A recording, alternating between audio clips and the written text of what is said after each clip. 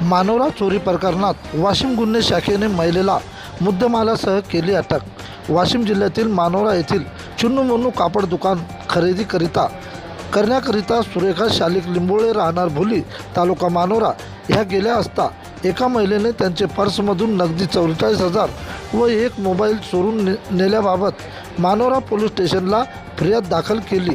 त्यानुसार कलम 303/2 दाखल करण्यात आला।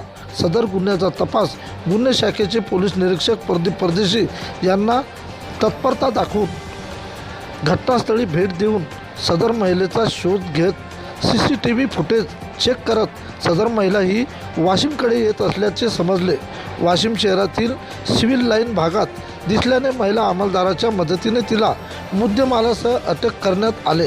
ही महिला रोहिणी उर्फ शीतल भास्कर शिंदे वय 25 वर्ष राहणार नालंदा नगर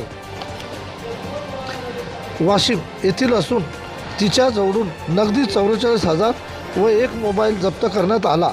पुढील तपास चौकशी कामी पोलीस स्टेशन मानोरा यांच्या ताब्यात देण्यात आले। सदर कारवाई जिल्हा पोलीस अधीक्षक अनुज तारे यांच्या मार्गदर्शनात अप्पर पोलीस अधीक्षिका लता फड मॅडम, पोलीस निरीक्षक परदेशी, पोलीस निरीक्षक नयना पोहेकर मॅडम, योगेश धोत्रे व टीमने केले। महिलेला अटक। प्रतिनिधी विठ्ठल सानप।